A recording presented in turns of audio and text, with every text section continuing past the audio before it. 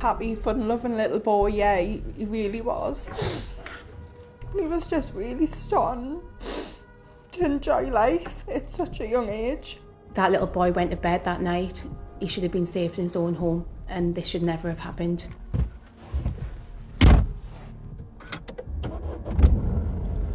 In the early hours of October the 16th, 2024, a powerful explosion rocked homes in Benwell, Newcastle.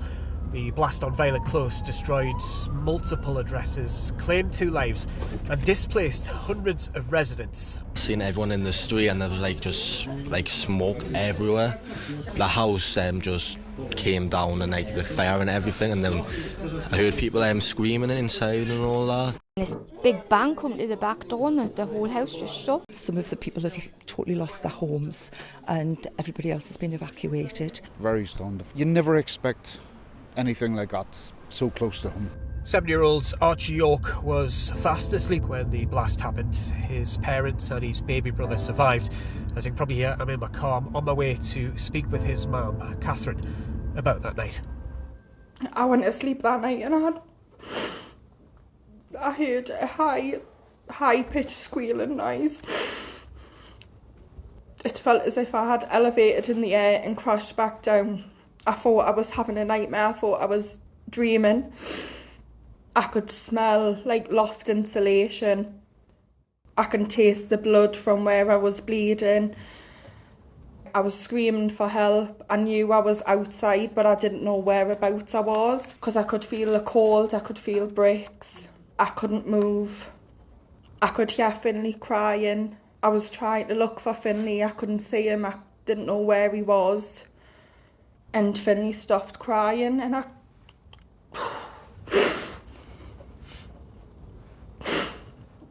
didn't know where he was. I thought he was gone. And then I just started to close my eyes and I thought, well, if he's gone, I'm going to go with him. So I closed my eyes and then no one would come and help us. It felt like a long time. But then I heard Robbie shouting my name and he was going, where are you? And I went, I don't know. I managed to get a foot out from where I was lying. I got pulled out through bricks.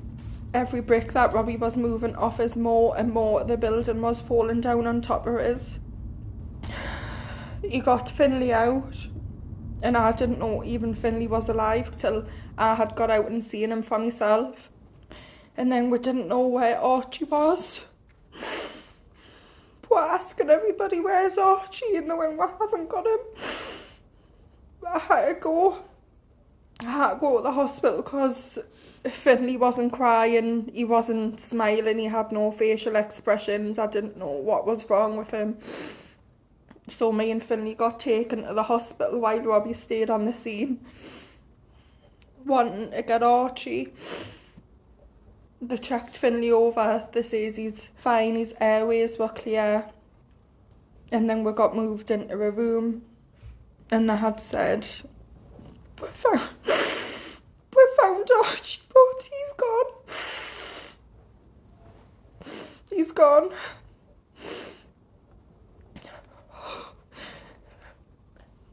We got told by the doctor, she says, we've seen Archie. And I tell a lot of parents to see the child when they've passed away because it gives them some sort of comfort. But I don't advise you and Robbie going to see him because it's not your son. It's not who he is. And I would rather you remember him how he was. The investigation revealed that the explosion was caused by a makeshift cannabis lab operated by 33-year-old Rhys Galbraith and 35-year-old Jason Laws. He was the second victim of the blast. They were using around 100 butane gas canisters to produce cannabis shatter. Galbraith suffered severe injuries. He initially denied any responsibility, but he later pleaded guilty to manslaughter and drug-related charges. Detective Chief Inspector Katie Smith was the senior investigating officer. She invited me to the police headquarters in Newcastle to talk about how they got justice. On that night itself, when the first call came in and the officers went to the scene, what were their initial reactions to what they could see on the ground? It was quite traumatic for all emergency services who attended the scene that night. The explosion happened and then there was a huge fire that then had to subside, and they were able to then start the recovery process. It was difficult, there was challenges. Obviously the explosion happened on the 16th of October. The scene didn't open back again until the 10th of December. So that gives you an idea of the timescales that led us to obviously identifying the cause of the explosion. The hypothesis at that moment in time, when that first day, nothing was off the cards on that very first day. Our first priority was obviously to identify those who were in the property and get those out of the property, and then we were then able to look at the explosion and identify, with experts and support from our specialist searching teams, items that were crucial in identifying what had caused it. Galbraith and Laws, were they known to the police for drug supply or...? They were being selfish. They were wanting to obviously make money through something that they shouldn't have been doing, that was highly dangerous in a residential area, knowing the risks. And it turned a number of people's lives upside down that night, some tragically forever. That little boy went to bed that night unaware that there was a shatter farm underneath him. He should have been safe in his own home, and this should never have happened. Was Galbraith in the property at the time of the blast and he was one of them taken to the hospital? Yes, so Rhys Galbraith came out of the explosion with significant burns on that night. When he was well enough to be interviewed? Rhys Galbraith, he didn't admit it. He gave a prepared statement and tried to minimise his involvement in Violet Close. It wasn't until the full facts of the case were served that he had nowhere to go and had to plead guilty.